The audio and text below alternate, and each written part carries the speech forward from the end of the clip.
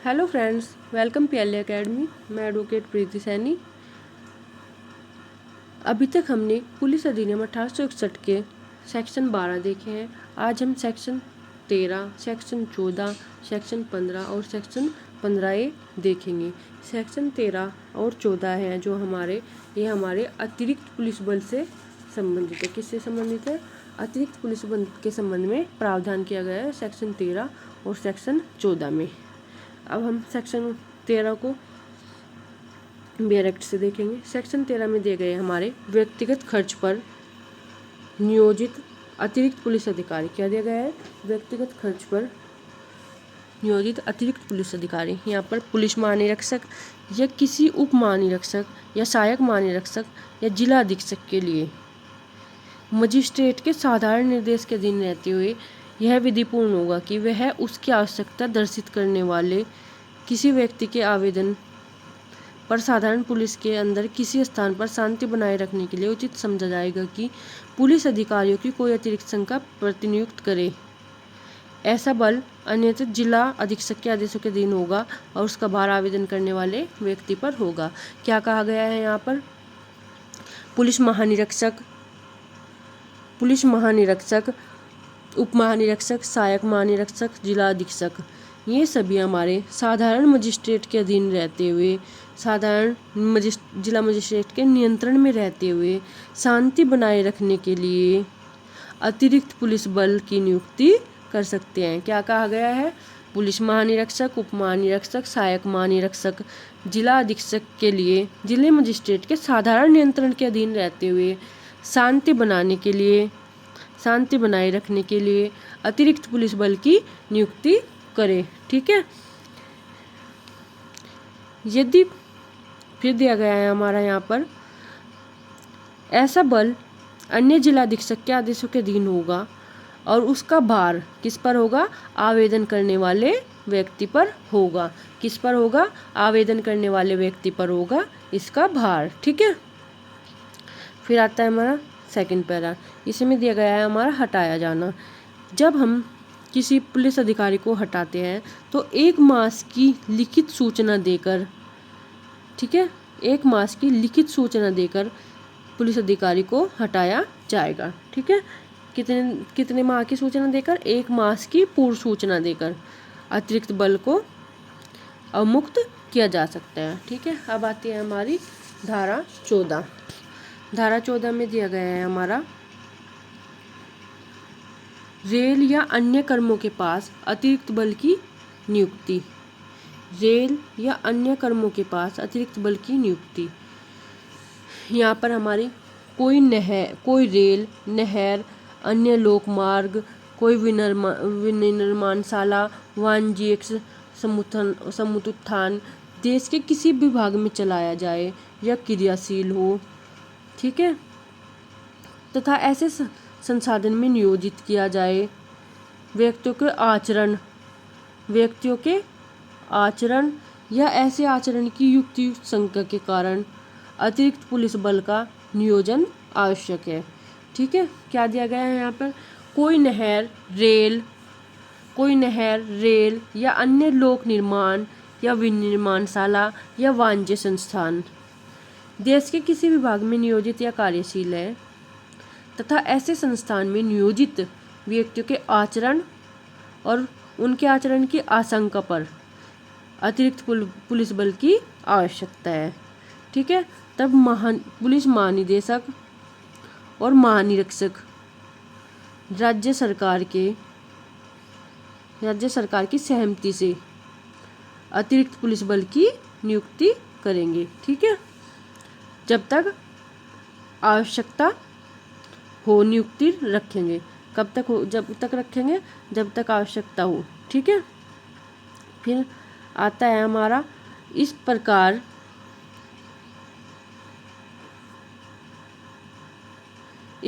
के नियुक्त अतिरिक्त पुलिस बल का खर्च कौन लेगा? संस्थान का नियंत्रण रखने वाले व्यक्ति लिया जाएगा। कौन लेगा? अभिरक्षा। जो हमारी अभिरक्षा जिस व्यक्ति के हाथ में होगी वही हमारा इसके लिए संदाय करेगा। ठीक है। क्या धारा 14 क्या कहती है हमारी? धारा 14 कहती है कि कोई नहर, रेल या अन्य लोक निर्माण या विनिर्माणशाला या वाणिज्य संस्थान देश के किसी भी भाग में जो नियोजित या क्रियाशील है, यदि उनमें व्यक्तियों के आचरण या उनके आचरण की आशंका पर अतिरिक्त पुलिस बल की आवश्यकता है तो तब महानिदेशक या महानिरीक्षक, महानिदेशक कौन करेगा? महानिदेशक करेगा या महानिरीक्षक करेगा? राज्य सरकार के पूर्ण अनुमोदन से करेगा। वो हमारे अतिरिक्त पुलिस बल की नियुक्ति कर सकेगा। जब तक आवश्यकता हो तब तक वह नियुक्ति रखेगा। ये हमारा धारा 14 में दिया गया है। और जो इस प्रकार की अतिरिक्त पुलिस बल का खर्च कौन करेगा? संस्थान का नियंत्रण रखने वाला व्यक्ति से ही लिया जाएगा। जो हमारा संस्थान का नियंत्रण रख रहा है उसी व्यक्ति से ये हमारा संदाय लिया जाएगा। ठीक है, ये थी हमारी धारा 14। अब आती है हमारी धारा 15। धारा 15 में दिया गया है हमारा विक्षुब्ध या संकटपूर्ण जिलों में अतिरिक्त पुलिस बल। क्या दिया गया है? विक्षुब्ध या संकटपूर्ण जिलों में अतिरिक्त पुलिस बल। अतिरिक्त पुलिस बल कौन नियोजित करेगा? राज्य सरकार। कौन करेगा? राज्य सरकार। कौन करेगा अतिरिक्त पुलिस बल? राज्य सरकार। राजपत्र में अधिसूचना के द्वारा या अन्य रीति से। राजपत्र में या तो अधिसूचना के द्वारा करेगा या फिर अन्य रीति से घोषित कर सकेगा कि कोई क्षेत्र विक्षुब्ध या संकट में है। ठीक है, विक्षुब्ध या संकटपूर्ण जिलों में जो अतिरिक्त पुलिस बल रखे जाएगा उसे कौन रखेगी? राज्य सरकार। राजपत्र में अधिसूचित की जाने वाली उद्घोषणा द्वारा। ठीक है, ऐसे क्षेत्र के निवासियों या उनके किसी वर्ग अनुभाग के आचरण से यह पता लगता है कि पुलिस बल की संख्या बढ़ाई जाए। ठीक है, विक्षुब्ध या संकट में स्थान में पुलिस महानिरीक्षक राज्य सरकार द्वारा प्राधिकृत अन्य प्राधिकारी के विधिपूर्ण होगा कि विनिर्दिष्ट क्षेत्रों में रखे जाने के लिए उस समय नियत संख्या के अतिरिक्त पुलिस बल राज्य सरकार की मंजूरी से नियुक्त किया जाएगा। क्या कहा गया है यहाँ पर? यदि विक्षुब्ध संकट में स्थान है, सेकंड पॉइंट में कहा गया है यदि विक्षुब्ध संकट में स्थान में सामान्य पुलिस बल की संख्या से अधिक पुलिस बल की नियुक्ति होगी तो वो कौन करेगा? महानिदेशक या महानिरीक्षक द्वारा की जाएगी, और जो की जाएगी हमारी राज्य सरकार की मंजूरी से। ठीक है, अब आता है हमारा धारा 3 पॉइंट 3 इसका। यदि विक्षुब्ध अतिरिक्त पुलिस बल का खर्च उद्घोषणा में वर्णित क्षेत्र के निवासियों द्वारा ही वहन किया जाएगा। क्या बोला गया है? यदि विक्षुब्ध या संकटपूर्ण क्षेत्र में कोई अतिरिक्त पुलिस बल की नियुक्ति की जाती है तो ऐसे बल का जो भार है वो कौन वहन करेगा? उस क्षेत्र के निवासी करेंगे। ठीक है, फिर आता है हमारा पॉइंट नंबर 4। इसमें दिया गया है हमारा जिले का मजिस्ट्रेट ऐसी जांच के पश्चात जो यह आवश्यक समझे ऐसे खर्च का प्रभाजन उन निवासियों के बीच करेगा जो यथापूर्व उसे वहन करने के दायित्वाधीन है और जिन्हें ठीक उत्तरवर्ती उपधारा में के दिन छूट नहीं दी गई। ऐसे प्रभाजन ऐसे निवासियों के क्षेत्र में उनके साधनों की बाबत मजिस्ट्रेट के निर्णय के अनुसार किया जाएगा। क्या कहती है हमारी पॉइंट नंबर 4? जो हमारा खर्च का बंटवारा है वो कौन करेगा? जिला मजिस्ट्रेट। जो उचित समझे, जांच के पश्चात जो उचित समझे ऐसे व्यक्तियों पर अतिरिक्त पुलिस बल नियुक्त किए जाने संबंधी जो कर्तव्य के दायित्वाधीन है, जिनके आचरण के कारण पुलिस बल नियुक्त करना पड़ा।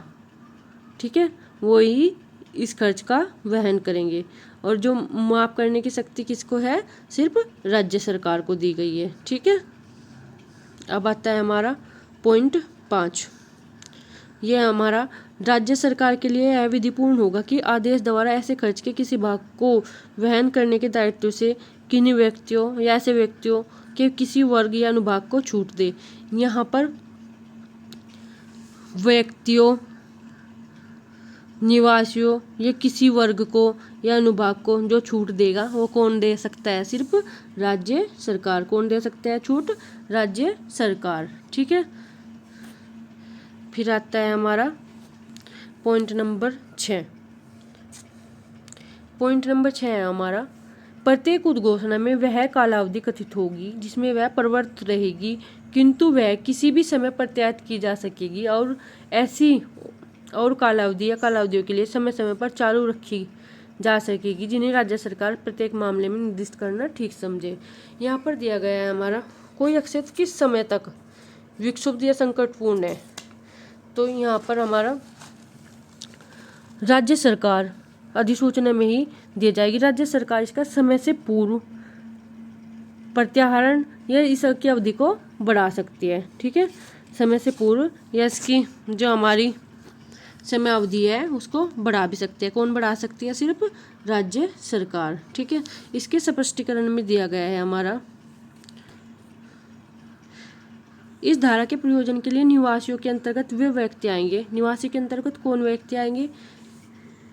कोई भी व्यक्ति जो सव्याभिकर्ता है, या तो सव्याभिकर्ता है, या उसकी भूमि है, या अन्य कोई स्थावर संपत्ति है, या फिर सैद्य पहले से जो चली आ रही संपत्ति रखते हैं या धारण करते हैं, ये हमारे क्या होंगे? निवासी समझे जाएंगे। ठीक है, अब आती है हमारी धारा 15A। धारा 15A में दिया गया है, 15A में दिया गया है, निवासियों या भूमि में हितबद्ध व्यक्तियों, निवासियों या भूमि में हितबद्ध व्यक्तियों के दुराचरण से पीड़ित व्यक्तियों को प्रतिकर निर्धारित करना, धारा 15A में दिया गया है। धारा 15A कहती है, जो हमारे विक्षुब्ध या संकटपूर्ण क्षेत्र के निवासी हैं, उनके किसी वर्ग या अनुभाग के दुराचरण के कारण कोई मृत्यु हो गई हो, घोरुपैती, संपत्ति की हानि या नुकसान हुआ, कारित हुआ हो, तो ऐसे पीड़ित व्यक्ति को 1 मास के भीतर जिला मजिस्ट्रेट के समक्ष आवेदन कर सकेगा। कैसे? कब से? जिला मजिस्ट्रेट के समक्ष आवेदन कर सकेगा। ठीक है, फिर आता है हमारा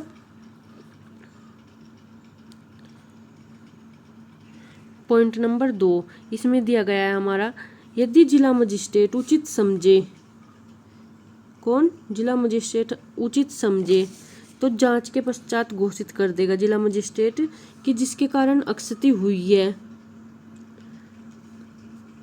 उन व्यक्ति को घोषित कर दे जिसके कारण अक्षति हुई है, या फिर हमारा कोई प्रतिकर का हकदार है। ठीक है, क्या है? प्रतिकर का हकदार है।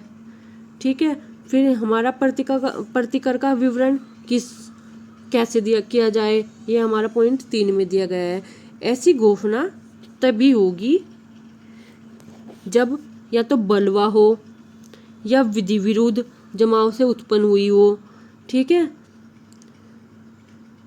बलवे के कारण या विधि विरुद्ध जमाव के कारण अक्षति हुई है और अक्षति उठाने वाला व्यक्ति दोष रहित है। बलवे या विधि विरुद्ध के कारण, जमाव के कारण अक्षति हुई हो और अक्षति उठाने वाला हमारा दोष रहित है।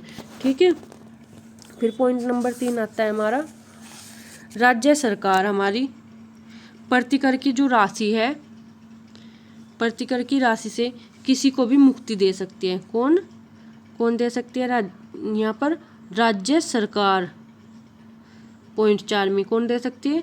राज्य सरकार हमारा प्रतिकर से मुक्ति दे सकती है। जिला मजिस्ट्रेट का प्रतिकर संबंधी आदेश आयुक्त जिला मजिस्ट्रेट के द्वारा प्रतिकर संबंधित आदेश आयुक्त राज्य सरकार के पुनरीक्षण के अधीन होगा। ठीक है, राज्य सरकार हमारे प्रतिकर की राशि से मुक्ति दे सकती है, लेकिन यह हमारा जिला मजिस्ट्रेट का प्रतिकर संबंधी आदेश के पुनरीक्षण के अधीन होगा। अब आता है हमारा पॉइंट 5। पॉइंट 5 में कहा गया है, ऐसी किसी अक्षति के लिए जिसके लिए इस धारा के अधीन प्रतिकर अधिनियम निर्धारित किया गया है तो सिविल वाद नहीं चलेगा। क्या कहा गया है? यदि ऐसी अक्षति जिसका निर्धारण इस धारा के अंतर्गत किया गया है, धारा 15A के अंतर्गत, तो वहाँ पर सिविल वाद नहीं चलेगा। ठीक है, अब हम धारा 15A को एक बार दोबारा देख लेते हैं। 15A में बोला गया है हमारा, निवासियों या भूमि में हितबद्ध व्यक्तियों के दुराचरण से पीड़ित व्यक्तियों को प्रतिकर अभिनिर्धारित करना।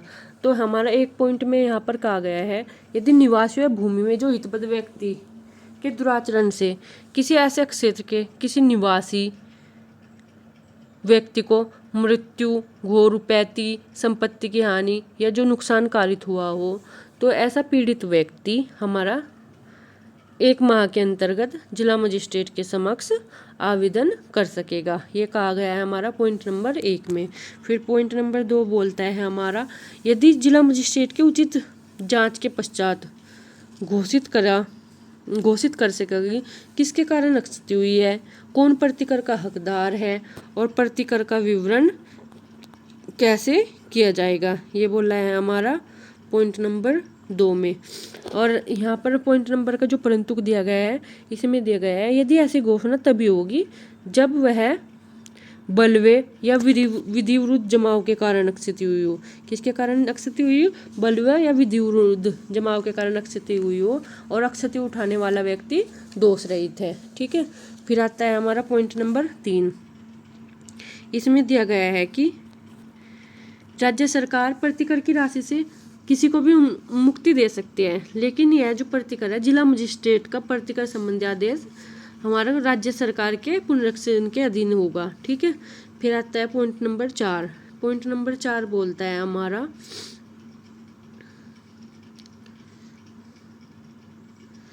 पॉइंट नंबर 4 बोलता है हमारा, यदि राज्य सरकार प्रतिकर की किसी राशि को मुक्ति देता है तो जिला मजिस्ट्रेट उस प्रतिकर संबंधी आदेश आयुक्त राज्य सरकार के पुनरीक्षण के अधीन होगा। पॉइंट नंबर 5 बोलता है हमारा कि ऐसी अक्षति जिसका निर्धारण इस धारा के अंतर्गत हुआ है, तो वहाँ पर हमारा इस धारा के अंतर्गत कोई सिविल वाद नहीं चलेगा। यदि इस धारा के अंतर्गत निर्धारण हुआ गया है तो यहाँ पर अक्षति के लिए कोई सिविल वाद नहीं चलेगा। ठीक है। Thank you. अगर वीडियो पसंद आई हो, लाइक शेयर सब्सक्राइब कर देना। ठीक है। Thank you.